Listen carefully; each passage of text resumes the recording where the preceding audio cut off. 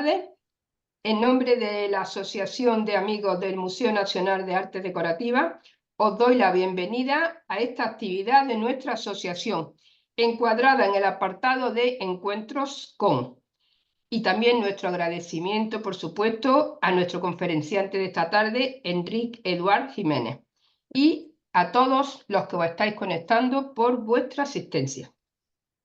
Para aquellos que no nos conozcan, porque creo que hay gente que no entra normalmente en nuestros cursos o no ha ido a nuestras actividades, quiero deciros que la Asociación de Amigos del Museo de Artes Decorativas es una asociación sin ánimo de lucro, formada por personal voluntario, todo muy implicado, todo el personal que formamos esta asociación estamos muy implicadas en el conocimiento de las artes decorativas, y también está formada por socios que nos ayudan con sus aportaciones a poder cumplir nuestros fines. Nosotros tenemos dos fines fundamentales. El primero de todos es ayudar al Museo Nacional de Artes Decorativas. Y el segundo, en el que podemos encuadrar esta tarde esta actividad, es el estudio, la difusión, la investigación de artes decorativas. Tenemos una página web donde nos podéis conocer, porque yo no voy a perder el tiempo explicando todo lo que nosotros hacemos. En la página web nos podéis conocer y es www.amigosmnad.com. Hoy queremos abrir un nuevo campo que van a ser las decoraciones de los interiores históricos, haciendo hincapié siempre en nuestra especialidad, que son las artes decorativas. Estudios que nosotros pretendemos completar con otros cursos y con conferencias. Y esta tarde, como he dicho, en la actividad de Encuentros con, tenemos a Enrique Eduard Jiménez, que además de darnos las conferencias, te agradecemos tu generosidad porque nos ha permitido grabar esta actividad que después colgaremos en nuestra página web. Enrique se graduó en el 2013 en Historia del Arte por la Universidad Autónoma de Barcelona. Posteriormente ha cursado un máster sobre estudios avanzados de museos y patrimonio histórico-artístico de la Universidad Complutense de Madrid, realizando las prácticas en el Patrimonio Nacional. Su trabajo de fin de máster, presentado en el 2020, versó sobre la evolución distributiva y decorativa del Palacio Real de la Granja, desde la muerte de Felipe V en 1746 hasta el incendio de 1918. Paralelamente también se ha dedicado a la difusión del patrimonio artístico y de la historia a través de redes sociales, destacando su cuenta de Instagram Patrimonio de la Corona. Actualmente investiga la testamentaría y los bienes artísticos del rey Fernando VII en el proyecto Poder, Patrimonio y Cultura de la Real Academia de Bellas Artes de San Fernando. Estoy segura que va a ser una conferencia estupenda, que va a abrir un nuevo ciclo de estudios en nuestra asociación. Y nada, agradecerte de nuevo, Enrique, tu aportación a esta asociación. Y nada, deseando oírte, que eres tú el que nos tienes que aportar cosas. Muchas gracias. Pues nada, muchas gracias a ti, Victoria, por esta presentación tan amable y desde luego muchas gracias a la Asociación de Amigos del Museo Nacional de Artes Decorativas por haberme invitado a dar esta conferencia y en especial pues a Victoria, a Abraham y a Nuria también. No sé si se ve el ratón, empezamos por cuestiones técnicas, ¿se ve cuando muevo el Se ve ratón? perfectamente cuando mueves el ratón, Enrique. Vale, muy bien. Pues nada, El Pardo es el real sitio más cercano a Madrid. Bueno, técnicamente es, de hecho, actualmente está dentro de Madrid y sin embargo es uno de los menos visitados. Por ejemplo, el monasterio de Yuste, que se encuentra en un lugar muchísimo más remoto, pues tiene más visitantes al año. Esto probablemente se deba a que para muchas personas pues el Pardo se asocia al franquismo. Pero precisamente en esta conferencia, aunque vamos a hablar del franquismo porque es importante para entender el Pardo que vemos en la actualidad, voy a incidir también en la larga historia que tiene este palacio, porque de hecho es una de las residencias reales que aún usa la familia real de forma regular, una de las más antiguas, si exceptuamos pues, la Almudaina o el Alcázar de Sevilla, que se usan de forma más puntual. Su origen es el reinado de Carlos, a ver, un momentito, aquí, perfecto. Su origen es el reinado de Carlos V, cuando se edifica un alcázar, pero antes me gustaría empezar con esta imagen que es bastante conocida, quizá no es muy original empezar con esta imagen, pero sí que creo que es importante porque quería destacar dos cosas de esta imagen. En primer lugar, el entorno. El entorno del Pardo siempre fue un bosque prácticamente virgen, un entorno agreste, salvaje, natural, que ofrecía un contraste muy interesante entre, como digo, el edificio y este entorno tan poco alterado. Fue uno de los grandes atractivos del lugar para los reyes de España. Y de hecho, en el siglo XVIII, cuando el Real Sitio se desarrolla considerablemente con Carlos III, incluso en este siglo XVIII, Antonio Pons nos describe el lugar como un lugar cercado por todas partes de monte de encinas, sin jardines ni más paseo artificial que el Camino de Madrid. De hecho, los jardines del Pardo no se crearían hasta la segunda mitad del siglo XIX. A la izquierda de la imagen vemos la casa de oficios, que será el germen del futuro Real Sitio del Pardo, que se irá desarrollando, sobre todo, como he dicho, en época de Carlos III, pero que mantendrá siempre un ambiente muy rústico, muy íntimo, y será un Real Sitio pequeño comparado con otros reales sitios, al menos hasta las reformas urbanísticas poco afortunadas realizadas en los años 40 y 60. El otro elemento a destacar de esta pintura es que se aprecia muy bien el alcázar original edificado por Carlos V, terminado por Felipe II, que añade los chapiteles en las torres. Un alcázar cuadrado con 4 torres en los ángulos y en medio un patio. Como nos explica muy bien África Martínez Medina, el alcázar, el nuevo alcázar, ocupaba el mismo lugar y de hecho tenía las mismas dimensiones y la misma forma que una antigua fortaleza de Enrique IV de Castilla. De hecho, el foso que aún hoy vemos en el Palacio del Pardo sería el foso original de este castillo de los Trastámara. Lo edificado, como digo, por Carlos V es un tradicional alcázar castellano cuadrado, con un patio en el centro, muy similar al alcázar de Toledo, que aquí vemos a la izquierda. He intentado poner ambas imágenes un poco a escala, más o menos. El alcázar de Toledo, evidentemente, era un edificio mucho más monumental, mucho más espectacular, pero finalmente el alcázar de Toledo tendría pues, un uso bastante menor que el palacio o el alcázar de El Pardo, edificado, como digo, por Luis y Gaspar de Bed. El alcázar mezclaba influencias italianas con influencias más castellanas.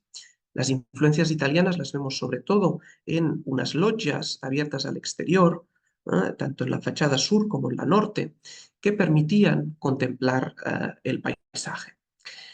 Mientras que en el patio tendríamos 2 pórticos unidos a una escalera, un rasgo más castellano. De hecho, esta fotografía pues, nos muestra el patio, que hoy conocemos como el patio de los Austrias, en un aspecto intermedio, podríamos decir, porque efectivamente vemos el patio descubierto, se cubrió en los años 80. Podemos apreciar el pórtico de la planta baja, pero el pórtico del piso superior lo vemos tapiado con ventanas de época de Felipe V, pero se observa perfectamente la articulación arquitectónica, tanto, como digo, de la planta baja como del primer piso. La distribución del Palacio del Pardo era una distribución muy clara, muy rotunda, muy simétrica, propia del Renacimiento, perfectamente organizada. A la izquierda, o sea, al lado oeste, el cuarto de la reina, al lado este, el cuarto del rey, y además destaca de esta distribución, además de su simetría, su claridad, destaca la gran cantidad de espacios abiertos que hay, como hemos dicho ya, las logias, los pórticos, pero también una galería, una larga galería para la reina y otra galería para el rey. veremos que poco a poco esta distribución tan ideal, poco a poco se irá adaptando a las necesidades de los distintos habitantes, porque yo siempre señalo, y quisiera que esto fuera como un poco un leitmotiv de esta conferencia, que un palacio es una casa y por tanto hay unas necesidades domésticas que dictan los cambios que se van introduciendo. De este primer periodo de Felipe II solo conservamos un interior, que sería, perdón, el torreón que vemos aquí, el llamado Torreón de la Reina o Torreón Gaspar Becerra, y muy recientemente se descubrieron en los huecos de las ventanas unas decoraciones pintadas con escenas mitológicas, pero sobre todo lo interesante son estas decoraciones de carácter naturalista, con plantas, con animales, que reflejan muy bien no solo el entorno del pardo, sino también su función. El pardo principalmente se iba a cazar y, por lo tanto, refleja estos primeros usos que le dieron los monarcas de la Casa de Austria, que iban al pardo, hay que decirlo, para cortas estancias, un día, 2 días, y luego se volvía a Madrid. Y principalmente estancias en otoño y en invierno. El techo sí que se conocía ya, el techo de esta estancia, obra de Gaspar Becerra, que representa con frescos con la historia de Perseo y Andrómeda, frescos enmarcados en un elaborado conjunto de estucos muy propios del tardo Renacimiento, en lo que estamos viendo es casi una parrilla o un entramado, una retícula perfectamente organizada en la cual se van distribuyendo pues, estas escenas, en este caso mitológicas.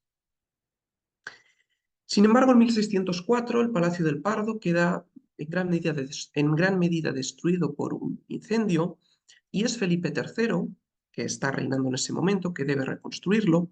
Las obras se encargan a Francisco de Mora y uno de los cambios más interesantes que se produce en esta reconstrucción atañe, ¿no?, a los dormitorios reales, porque el dormitorio del rey se encontraba aquí, marcado en azul, y el de la reina aquí, separados por una loggia abierta al exterior. De modo que si el rey quería ir a ver a la reina para cumplir sus deberes conyugales, pues el pobre hombre tenía que cruzar esta loggia abierta al exterior en pleno otoño o en pleno invierno, o también podía ir por dentro cruzando esta galería, pero de nuevo pues una estancia muy grande, difícil de calentar. Por lo tanto, bueno, es tentador imaginar al pobre Felipe III yendo en camisón a ver a su esposa y esperando encontrar en el dormitorio de la reina un poco más de calor en sentido literal y figurado. Por lo tanto, lo que hizo Francisco de Mora pues, fue resituar el dormitorio del rey al lado de la reina. De hecho, en este plano incluso se nos marca la situación de las camas. Eso obligó, evidentemente, a desplazar esta loggia, que además se cerró con ventanas, porque, como ya decía al principio, este diseño original, renacentista, es muy bonito, pero poco a poco se fue adaptando a las necesidades domésticas. En este plano, que es un poco posterior, de hecho es de principios del reinado de Felipe IV, vemos también como varias estancias aparecen estos línea discontinua, y esto nos indica que son tabiques que se han ido erigiendo, ¿no?, y por lo tanto reduciendo el tamaño de las estancias, no solo para hacerlas más cómodas, sino también para poder alojar a más miembros de la familia. Uno de los interiores que hoy en día podemos observar de esta época de Felipe III es la Galería de la Reina, esta estancia, como digo, que tenemos aquí, que es una estancia que luego su decoración fue alterada, pero que en los finales de los años 80, principios de los 90, se recuperó este espacio y se recreó, en la medida de lo posible, la decoración que habría tenido en época de Felipe III. El techo sí que es el techo original, y de nuevo pues vemos aquí una especie de entramado perfectamente regular, en el que se han dispuesto distintas escenas, en este caso de la vida de José, pintadas por Patricio Cajes. Bien, este pardo de los Austrias llega un poco a su fin con la llegada de Felipe V al trono español, esencialmente por dos razones. porque a Felipe V no le gustaba nada vivir en Madrid, él prefería vivir en el campo, y decide, de hecho, convertir el Pardo en su principal residencia de invierno, que es habitada prácticamente 3 meses de Epifanía hasta Semana Santa. Por lo tanto, ya no se trata de un uso puntual de cortas estancias, como en el caso de los Austrias, sino de una larga estancia de casi 3 meses. Hay que alojar a la corte y, segundo aspecto importante, hay que alojar a la familia de Felipe V, tiene una familia muy extensa. ¿Cómo se la aloja? Bueno, pues esencialmente el cuarto del rey se destina a los reyes en conjunto. Bien sabido es que Felipe V tenía serios problemas mentales y, bueno, un poco quien lo cuidaba, por así decirlo, era su esposa Isabel Farnesio. Vivían los dos juntos y, por lo tanto, aunque en los palacios solía haber el cuarto del rey y el cuarto de la reina, lo normal es que los monarcas solo vivieran en uno de estos cuartos juntos. En este caso, aquí en el Pardo, los tenemos, como digo, viviendo en el cuarto del rey, mientras que el cuarto de la reina, que queda por lo tanto libre, se destinó a los príncipes de Asturias, a Fernando y a Bárbara, que de hecho tenían su dormitorio en el torreón que veíamos antes, el torreón de Gaspar Becerra, de época, con el techo de época de Felipe II. Toda la parte norte se destina, según los inventarios, a la infanta de Francia, pero en verdad lo más probable es que se destinara al matrimonio del infante Felipe con la hija de Luis XV de Francia, ¿no? Matrimonio que luego serían los duques de Parma. Vemos, por lo tanto, que toda esta zona bueno, lo vemos no porque este plano es antiguo, pero los inventarios nos dicen claramente cómo toda esta zona se tabica en distintas habitaciones para albergar al matrimonio. A la infanta María Teresa la situamos en el torreón noreste, mientras que la infanta María Antonia, que era la hija favorita de los reyes, la situamos un poco más cerca, en el lugar del oratorio. El oratorio se elimina, no hace falta, se ha construido una capilla nueva fuera del palacio y por tanto se elimina el oratorio y además se tabica parte de este pórtico que, por otro lado, se cierra, como ya he dicho antes, estos pórticos interiores se cerraron con ventanas y se crearon esta especie de miradores o de chaflanes que lo que permitían es pues, facilitar la comunicación en un Palacio del Pardo, como vemos, pues donde tenía que alojarse de forma un poco complicada y un poco laberíntica la familia real. Nos faltaría aquí el infante Don Luis, que se alojaba en la planta baja. Evidentemente todo esto a finales del reinado, cuando Don Carlos pues, ya había partido a Nápoles. Aquí tenemos una fotografía antigua que nos muestra claramente cómo la Galería de la Reina, que les comentaba, pues se tabicó para alojar al infante Felipe y a su esposa, y lo vemos claramente en esta parte superior de la fotografía, donde podemos ver cómo el tapiz, del tabique, pues corta el techo, ¿no?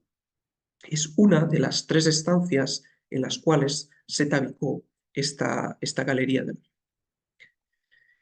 Bien, el Pardo sin duda vive su edad dorada con Carlos III, y sobre este periodo hay un libro titulado El Palacio de Carlos III en el Pardo, escrito por José Luis Sancho, que analiza detalladamente todo este periodo desde la construcción de la ampliación, perdón, del palacio, la rutina diaria del monarca, la decoración y un extenso capítulo sobre los tapices.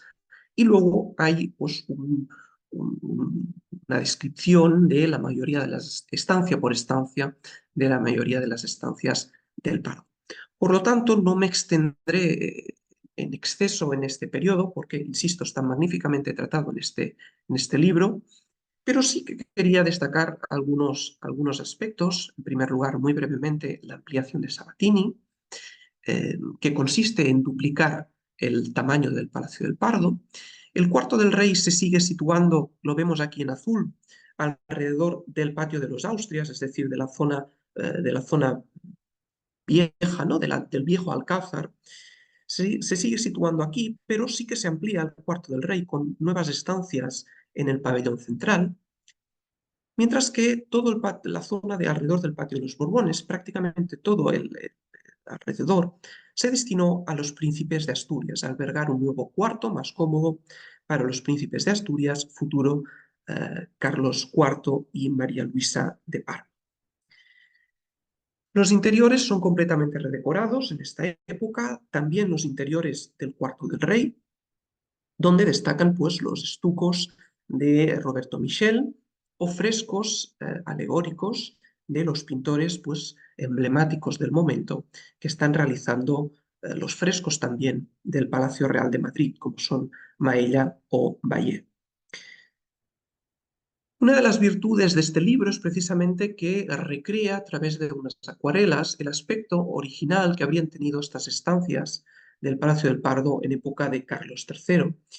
Aquí vemos una de las estancias más amplias, el salón central, que se destinó a pieza de comer del rey Carlos III, con una magnífica bóveda alegórica de Valle, con estucos de Roberto Michel. Y vemos aquí la recreación de los tapices que habrían adornado esta estancia, que para que ustedes se sitúen es lo que actualmente es el despacho de Franco.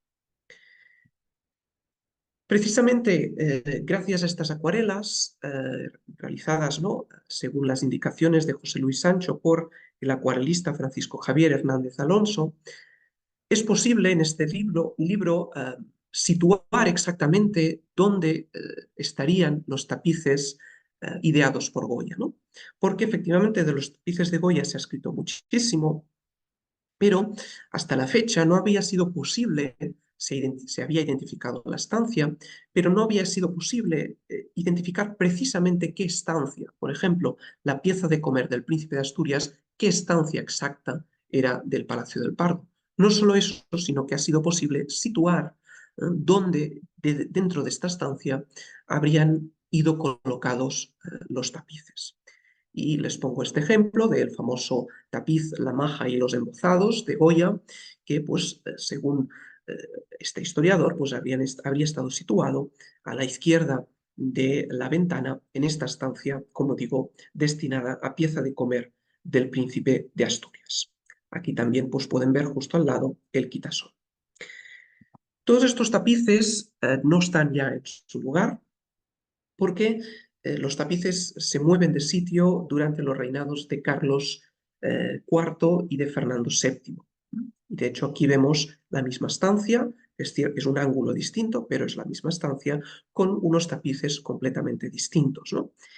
Y además, estas dos fotografías nos sirven un poco para ver también que ha habido cambios en el mobiliario que luego detallaremos, ¿no? Pero se puede ver perfectamente cómo el mobiliario fernandino, en la actualidad tenemos un mobiliario rocalla de época de Francisco Franco. Bien, el Palacio del Pardo en el siglo XIX es menos usado, deja de usarse para la jornada de invierno. Los reyes de España lo seguirán visitando, cabe destacar sobre todo un renacer del palacio en el reinado de Fernando VII y en el reinado de Alfonso XII, pero pierde ya ese uso regular como residencia de invierno que tenía antaño. Brevemente me gustaría destacar el tema de la distribución antes de entrar en la decoración. Pero bueno, en el reinado de Carlos III hemos visto cómo el cuarto del rey se sitúa alrededor del patio de los Austrias, el cuarto de los príncipes de Asturias alrededor del patio de los Borbones.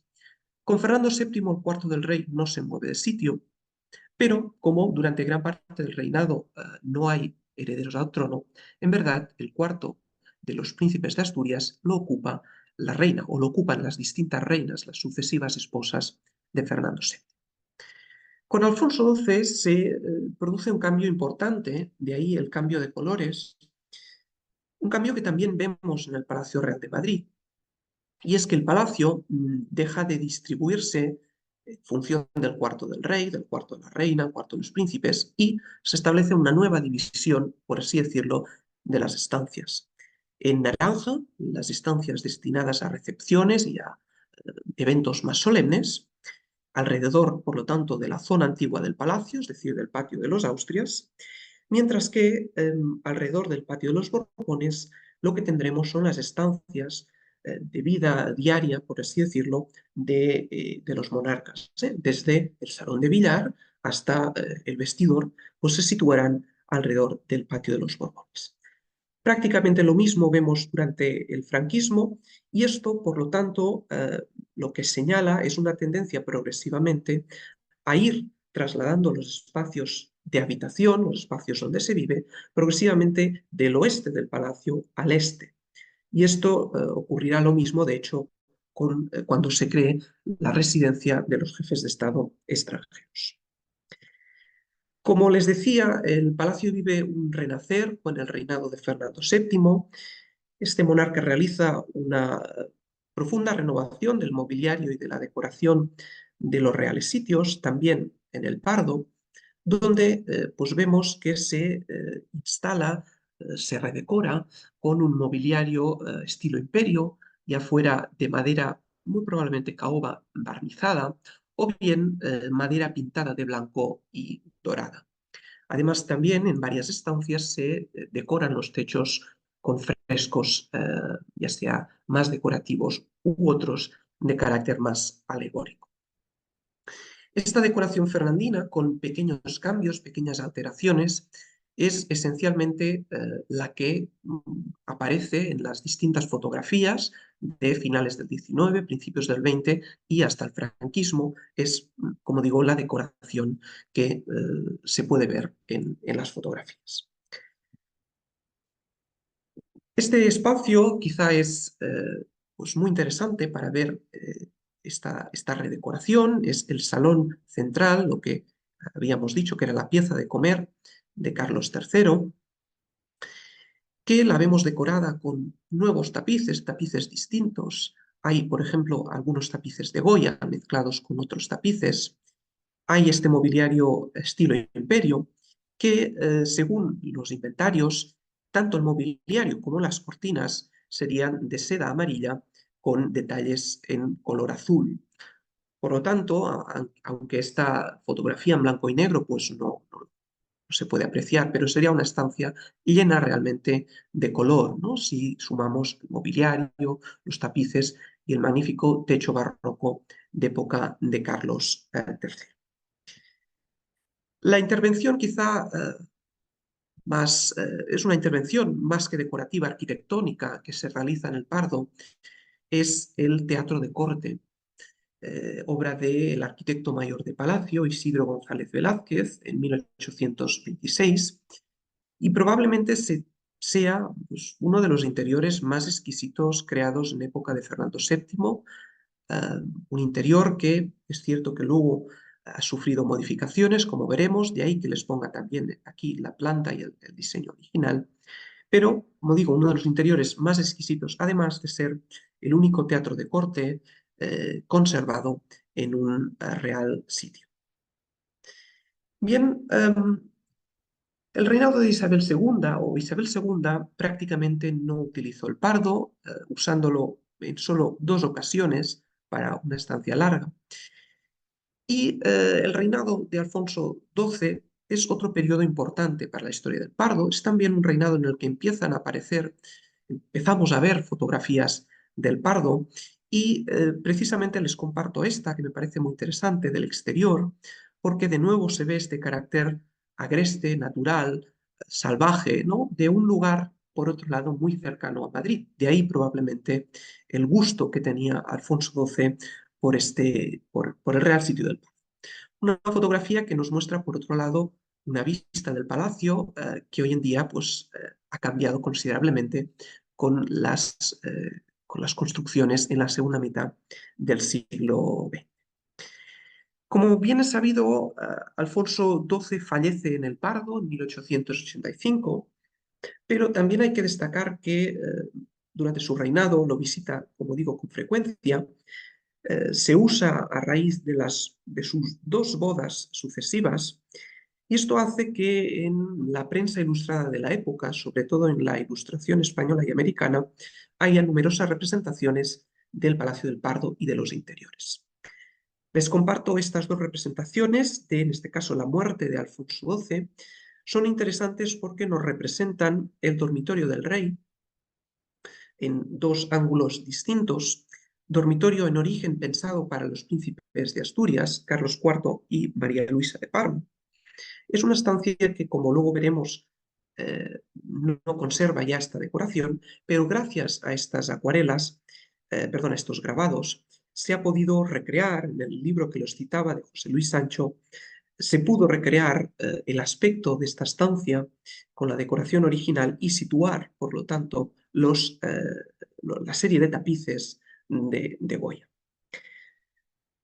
Como les decía, esta estancia, bueno, pues no se conserva en su aspecto original a raíz de una serie de redecoraciones. La primera es la que vemos en la imagen, porque en 1903 la reina regente María Cristina de Austria, viuda de Alfonso XII, decide convertir esta estancia en una capilla funeraria en honor a su esposo. Una tradición muy alemana, y de hecho, aunque esta obra es de Enrique Repullés y Segarra, el arquitecto mayor de Palacio, es innegable, ¿no?, que esta estancia tiene un claro sabor germano, con elementos neorrománicos y neogóticos que recuerdan, pues, a varios castillos alemanes. Esta estancia, como digo, se crea, esta capilla es el antiguo dormitorio del rey, en medio de esta enfilada de salas. Se llegan a tapiar las puertas para que el acceso solo se haga a través de unas puertas laterales y, por lo tanto, esta estancia rompe completamente la comunicación, esta comunicación, como digo, de esta enfilada de estancias. El reinado de Alfonso XII en general podemos decir que es un reinado conservador con el Pardo. A la derecha tenemos su despacho, conserva los tapices y el mobiliario de Fernando VII, se añade un escritorio que, si no me equivoco, este escritorio es el que hoy en día se puede ver en la Sala de la Corona del Palacio Real de Madrid. Creo que es el escritorio que tiene colocado en medio del toisón de oro, si mal no recuerdo. Y quizá más interesante es la fotografía que vemos a mano izquierda, que es el salón de billar de Alfonso XII, en la que vemos claramente lo que les comentaba al principio, que un palacio es una casa y por lo tanto cada habitante añade sus muebles, sus cosas, y por lo tanto lo que vemos es esta estratificación y esta acumulación de épocas y de estilos. Porque tanto la chimenea como el espejo, el tremó, los tapices, el techo, todo ello es de época de Carlos III. Luego vemos el mobiliario estilo imperio de Fernando VII, pero en medio de la estancia vemos una mesa de billar neogótica que es de época de Alfonso XII. De hecho, es la mesa que se pensó para el salón de billar del Palacio Real de Madrid, que tiene una decoración neogótica, pero que clarísimamente estas fotografías nos muestran que muy probablemente nunca llegó a adornar el Palacio Real de Madrid y, sin embargo, se trasladó, como digo, probablemente en época de Alfonso XII ya, se trasladó en el Palacio de El Pardo, donde estuvo por lo menos hasta el año 31, hasta 1931. El Pardo también refleja otras cuestiones domésticas interesantes y lo vemos en este conjunto de muebles del tocador de la reina María Isabel de Braganza, la segunda esposa de Fernando VII. Era un tocador, un juego de muebles pensado para el Palacio Real de Madrid. De hecho, una pieza de este tocador, uno de los sofás, lo pueden ver ustedes hoy en la galería de las colecciones reales. Y este conjunto de muebles se encontraba en una estancia que más tarde, en época de Alfonso XII, perdón, se reforma y se convierte en el comedor de gala del Palacio Real. Y claro, surge la necesidad de qué hacer con los muebles. Y en el Pardo lo que vemos también en las fotografías antiguas es como muchos muebles del Palacio Real se trasladan en época de Alfonso XII al Pardo, ¿no? Porque, bueno, había que buscarles un sitio, ¿no? Del mismo modo, para poner un ejemplo quizá un poco absurdo, pero del mismo modo que si cualquiera de nosotros cambia el sofá de casa, bueno, pues el sofá viejo, ¿qué hacemos con el sofá viejo, no? Pues lo enviamos a la casa de la playa, quien tenga casa de la playa, ¿no? Pero todas estas cuestiones prácticas de qué hacer con los muebles, dónde guardarlos, dónde ponerlos, pues también son cosas que vemos en las residencias reales. En otros casos, como en la galería, esta galería que les decía al principio que era una loggia abierta, que luego Felipe III la manda a cerrar. Vemos pues el mobiliario fernandino en esta fotografía antigua, las mesas y los sillones. Sabemos que Alfonso XII añade unas arañas provenientes del Salón del Trono de Aranjuez. Aranjuez ya prácticamente no se usa, por lo tanto muchas arañas acaban en el Pardo o en el Palacio Real de Madrid, pero es una estancia que en ocasiones pues también se puede convertir en comedor de gala, por así decirlo. Esta fotografía es una fotografía de la boda de Alfonso XIII, en este caso, y vemos pues que el salón, la galería, perdón, se ha adaptado a este nuevo uso. Se han retirado parte de los muebles y vemos aquí una mesa que muy probablemente sea una mesa con unos caballetes, una mesa desmontable, y alrededor de la mesa vemos pues unas sillas de cuero, seguramente, que aparecen en varias fotografías de los reales sitios de esta época, de Alfonso XIII. Aparecen estas sillas en distintos comedores, el comedor del Río Frío, el comedor de la Granja, lo cual nos indica que eran una especie de un poco unas sillas multifuncionales, ¿no? Polivalentes, que se movían de un real sitio a otro en función de las necesidades. Otra intervención en el Pardo, en este caso ya en el reinado de Alfonso XIII, una intervención pues, un poco más arriesgada, es la que vemos, que es cuando se decidió convertir el antiguo oratorio de Carlos III en un despacho para Alfonso XIII, el mismo año de su boda con Victoria Eugenia. Este despacho es precisamente de ese contexto de la boda real, un despacho con incluso un teléfono de última generación. Pero bueno, en fin, despacho no es que nos parezca mal, pero desde luego hubiera sido mucho más interesante conservar pues, el oratorio original de Carlos III, que vemos aquí en una fotografía absolutamente única, es la única fotografía que hay de este espacio antes de transformarlo, una fotografía proveniente de un blog que les recomiendo que consulten, Memoria Virtual del Pardo, donde pues, precisamente se recogen distintas fotografías históricas, no solo del palacio, sino también del Real Sitio del Pardo, ¿no? De distintos periodos históricos. Bien, mal que nos pese, el general Franco y su familia son las personas que más tiempo han habitado el Pardo, durante los 35 años prácticamente que dura la dictadura franquista. Esto evidentemente pues, hace que a lo largo de 35 años, ustedes se pueden imaginar, que el Palacio del Pardo se vive en él prácticamente todo el año, porque claro, los reyes de España vivían en el Pardo, pero durante las jornadas de invierno, durante el franquismo se habita prácticamente todo el año, como digo, durante 35 años.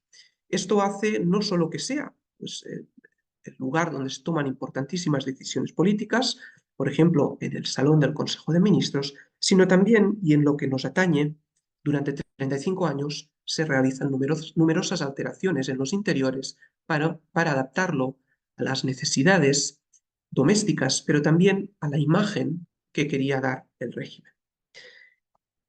En general, lo que podemos ver en el franquismo en el Pardo es una voluntad de darle al palacio una fastuosidad, una solemnidad que en verdad nunca tuvo, porque el Palacio del Pardo era una residencia invernal.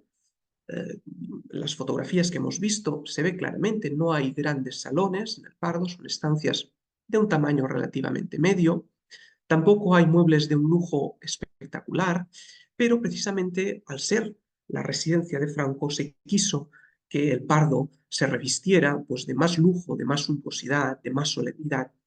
Y creo que estas dos imágenes hablan por sí solas. Vemos el mismo salón en época de Alfonso XII y durante el franquismo se han eliminado los tapices, se ha puesto una nueva colgadura, pero sobre todo es muy llamativo el mobiliario, ¿no? Un mobiliario barroco o neobarroco, porque de hecho muchas de las sillas y el sofá muy probablemente sean de finales del siglo XIX, sean neobarrocos. Pero también lo vemos en la araña. Es una de las varias arañas que en 1940 se traen de la granja, del Palacio de la Granja, para decorar el Palacio del Pardo. Y son arañas que quizá no se puede apreciar en la fotografía, pero si ustedes visitan el Pardo, creo que lo podrán apreciar mejor. Son arañas inmensas, son arañas enormes, que claro, en el Palacio de la Granja, pues con unos techos y unas bóvedas tan altas, pues las arañas podían colgar perfectamente, ¿no? A media altura, como debe colgar una araña.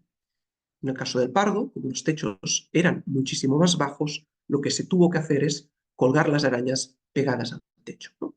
Que, insisto, una araña, por lo general, para colgar bien, tiene que colgar a media altura. No solo en esta estancia, sino también en otras estancias, pues pueden ver arañas de un considerable tamaño. Como les decía, el Pardo no es un palacio que tenga grandes salones. Y claro, la problemática era que se necesitaban a veces grandes espacios pues, para recepciones con mucha gente.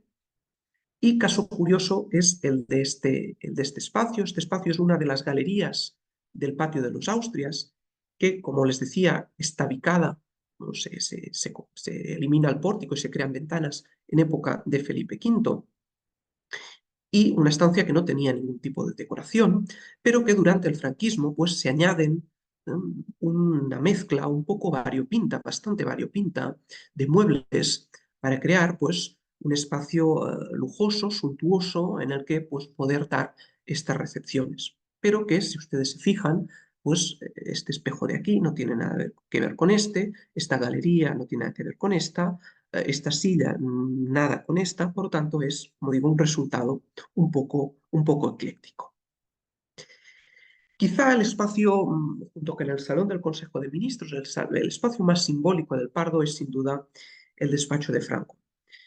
Un espacio que debía mostrar la imagen, ¿no? La imagen que quería mostrar el régimen a los visitantes. Y yo creo que, de nuevo, estas imágenes, la comparación de estas dos imágenes, creo que lo explica, lo resume claramente. A la derecha el salón con su decoración fernandina, y aquí vemos pues el despacho en su decoración de época franquista, que podemos ver en la actualidad. Fíjense que el cromatismo es completamente distinto, se ha optado por un mueble más pomposo, más dorado, más pesado. Se han sustituido los tapices de temas jocosos y de temas campestres por tapices de Bruselas, más solemnes, ¿no? En general, el ambiente es radicalmente distinto. Caso curioso, ¿no? Este espacio, ¿no? Siempre es interesante también por ver el uso que se da a muebles históricos, el uso que les da el régimen franquista, ¿no? Y caso curioso es el de esta magnífica jardinera, es una serie de 4 jardineras de época de Carlos IV, magníficas, francesas, con unos bronces espectaculares, jardineras que Carlos IV encarga para la casita del Pardo, y que se destinaban, como su nombre indica, una jardinera, a poner plantas, ¿no? Muy probablemente naranjos. Aquí la vemos en el despacho de Franco, en este rinconcito, convertida en una especie de, no sabría decirles, de jarrón, en el cual pues, poner las banderas de la Falange y otras banderas. Pero claro, esta decoración tan solemne que debía representar el régimen, también se acaba convirtiendo, curiosamente, en un ejemplo de la decrepitud de la dictadura en los últimos años. Y yo creo que esta imagen lo representa muy bien. Tenemos a Franco con Samaranch, si no me equivoco, y fíjense detrás la mesa de escritorio completamente repleta de papeles. Y no solo la mesa, sino estos preciosos secretaires de época de Carlos IV, franceses, con bronces incrustados, con verre glomisé, también recubiertos de no se sabe qué, papeles, libros, expedientes. Hasta el punto, ¿no?, que, bueno, esta decoración tan solemne acaba resultando un poco cómica, ¿no?, con esta imagen de Franco firmando algo, leyendo, no sé qué está haciendo, pero fíjense en este montón de papeles completamente absurdo, ¿no? Es imposible que alguien pues, pudiera trabajar en este entorno.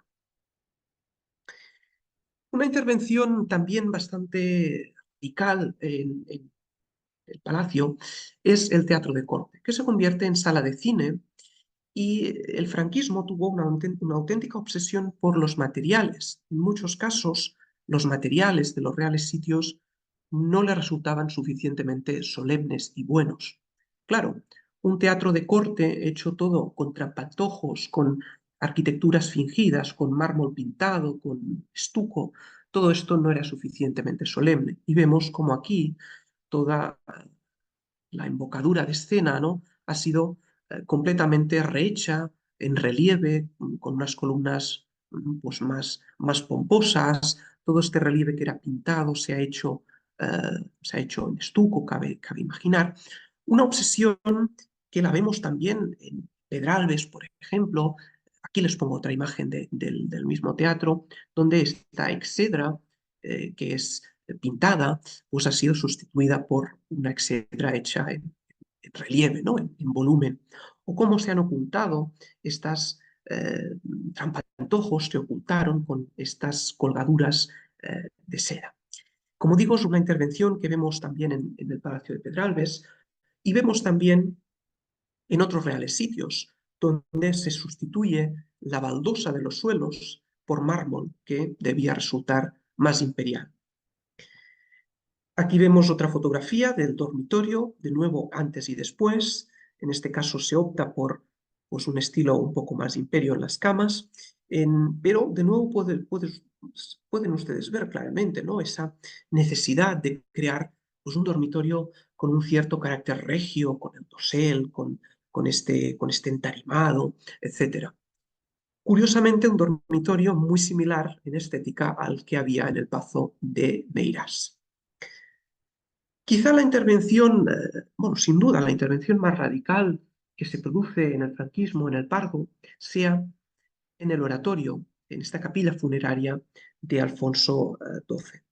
Pero quizás sea también la intervención más entendible. Aquí vemos pues, cómo lo que sería la parte del anteoratorio, que es lo que tenemos antes del arco, se convierte en lo que se llamó el salón gris, una especie de salón, un poco de paso, mientras que la parte que tenemos detrás del arco, donde estaría propiamente el altar, se convierte en un pequeño oratorio. De hecho, fíjense que el altar ha sido movido de posición, y este arco que tienen aquí, que se ve claramente en la pared, sería el arco de este arco neorrománico que daba paso al altar. Como digo, es una intervención pues, la más radical, seguramente, pero también la más entendible desde el punto de vista doméstico. Porque, claro, en este conjunto de estancias vivían los Franco, y, claro, pueden ustedes imaginar pues, que en medio, entre el salón y entre el comedor y el salón de la tele, tener una capilla funeraria neogótica, hombre, pues resultaba un poco incómodo, ¿no? Por lo tanto, desde el punto de vista doméstico, resulta bastante entendible.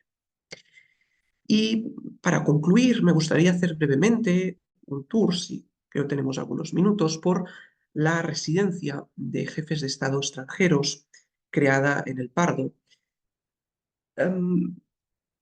Tras la muerte de Franco, durante los primeros años de la transición, se usa como residencia de jefes de Estado extranjeros, se usa el Palacio de Aranjuez, pero Aranjuez estaba muy lejos, ¿no? Y por lo tanto se busca un sitio más cercano a Madrid, en este caso el Pardo. Evidentemente también en un contexto de que había que darle un uso al Pardo. ¿Qué uso, qué hacer con el Pardo? La residencia se sitúa, como ya decía, alrededor del patio de los Borbones, es decir, en la zona este del palacio. La suite de los jefes de Estado extranjeros esencialmente ocupa las estancias que habitaban los Franco, a excepción del dormitorio y el vestidor y el baño, que queda fuera. Y además se crean pues, un conjunto de dormitorios, de suites, para los distintos ministros, lo que se llama en la época del 83 ministros acompañantes. Además, también se crean otros dormitorios en la planta baja y en otras zonas del palacio. De izquierda a derecha, vamos a ver, o sea, de oeste a este, los primeros salones esencialmente sufrieron muy pocos cambios, ¿no? Prácticamente la decoración franquismo no se alteró. Lo vemos aquí en la llamada salón o sala de las liras, que es esta estancia que tenemos aquí, que era la estancia que usaba Carmen Polo para recibir visitas. De hecho, este sería el mobiliario instalado en esta época del franquismo. Aquí vemos la fotografía antes del franquismo, con este mobiliario estilo imperio. A continuación tendríamos el comedor, que era, como digo, el comedor de los Franco, antiguo despacho de Alfonso XII con los tapices. Se cambia completamente la decoración durante el franquismo y esta estancia permanece inalterada en el año 83. Lo mismo con el siguiente salón, el salón gris, este espacio que lo tendríamos aquí en esta parte más central, la antigua capilla funeraria de Alfonso XII. Y a partir de aquí sí que encontramos una intervención más profunda, ¿no? En el siguiente salón, el salón de espejos, lo vemos aquí a la derecha. Abajo vemos la fotografía en época franquista, ¿no? Cuando se servía de salón del café, donde se tomaba el café después de comer, con esta mezcla un poco peculiar de muebles de distintos estilos que no acaban de pegar mucho entre ellos. Y luego en el 83 pues se hace un esfuerzo por recuperar las consolas originales de época de Carlos III y se instalan unos sofás nuevos con este tapizado tan colorido, ¿no? Además, una estancia importante porque era de las pocas estancias que conservaba in situ las tapicerías de época de Carlos III, cuando esta estancia era el gabinete de la princesa de Asturias. La estancia siguiente, de nuevo, conserva los tapices de Carlos III, en este caso era el tocador de la princesa de Asturias, y aquí se instalan un conjunto de muebles muy probablemente modernos. Estas camas sean seguramente de la fundación de gremios, mezcladas con unas mesas de plexiglas pues, que estaban muy de moda en esa época. Perdón, todo el lado, lo que hace esquina, serían los baños, vestidores, y la esquina hacia el interior sería el salón privado. Hoy en día se puede ver en la visita al Pardo.